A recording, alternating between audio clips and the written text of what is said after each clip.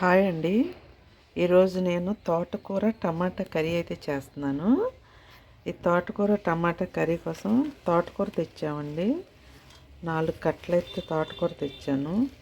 అది మొత్తం క్లీన్ చేశానండి. క్లీన్ చేసి కడిగి పెట్టాను. ఇప్పుడు ఇది తరిగేసి కర్రీ అయితే చేస్తానండి. కర్రీ చేయటానికి గిన్నె పెట్టి నూనె పోసానండి. నూనె కాగింది. ఆవాలు వేస్తున్నాను. ఆవాలు అయితే చిటపట్లాడుతున్నాయండి. కొంచెం జీలకర్ర, అలాగే పచ్చిశనగపప్పు,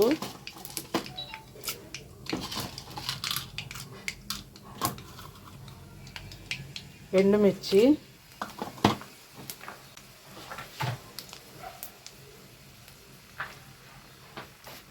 వెల్లుల్లిపాయలండి,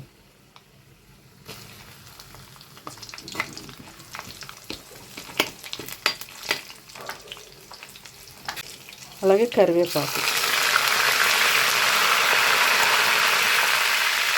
ఇప్పుడు తోటకూర అయితే వేసేస్తున్నానండి. ఈ తోటకూర టమాటా కర్రీలో ఉల్లిపాయ పచ్చిమిర్చి కూడా వేసుకోవచ్చు. నేనైతే వేయట్లేదు. ఒక్కోసారి వేస్తాను, ఒక్కోసారి వేయనండి.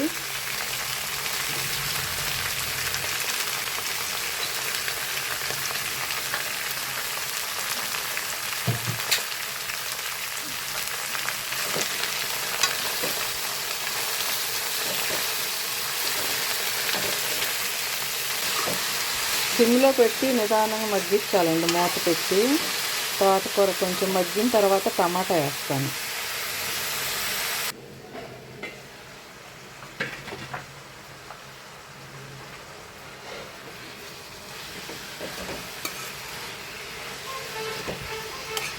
తోటకూర అయితే మగ్గుతుందండి, ఇంకా కొంచెం మగ్గాలి.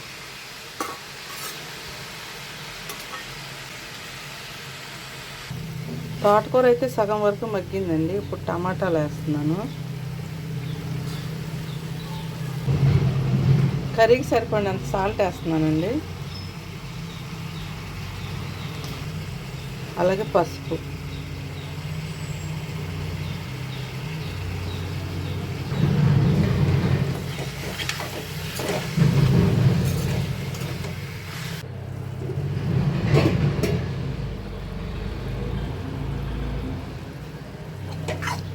టమాటాలు, తోటకూర అంతా మగ్గుతుందండి.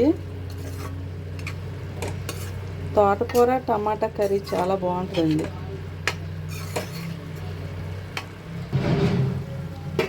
ఇప్పుడైతే కారం కూడా వేస్తున్నానండి. 1½ స్పూన్ వేస్తాను.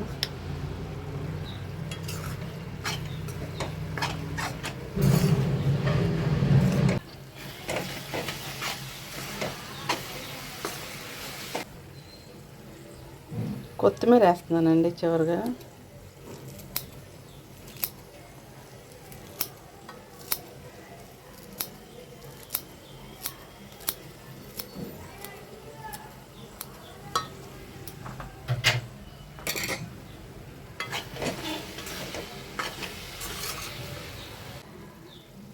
తోటకూర టమాటా కర్రీలో కొత్తిమీర వేస్తే బాగుంటుందండి.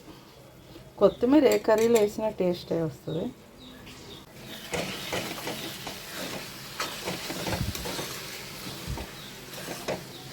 ఇలా నూనె తేలే వరకు ఉడికిస్తేనండి తోటకూర టమాటా చాలా టేస్ట్ ఉంటుందండి. నీరుగా వండిన దానికిను ఇలా నూనె తేలే వరకు వండిన దానికి టేస్ట్ చాలా డిఫరెంట్ ఉంటుందండి.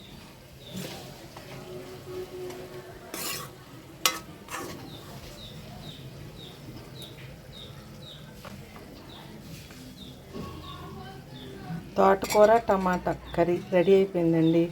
మా కర్రీ నచ్చినట్లయితే లైక్ చేయండి. మీ ఫ్రెండ్స్కి, ఫ్యామిలీ మెంబర్స్కి షేర్ చేయండి. మా ఛానల్ని సబ్స్క్రైబ్ చేసుకోండి. కర్రీ ఎలా ఉందో కామెంట్ కూడా చేయండి మర్చిపోకుండా. మీ యొక్క కామెంట్సేనండి మాకు ఎంకరేజ్మెంట్. మర్చిపోకుండా కామెంట్స్ చేయండి.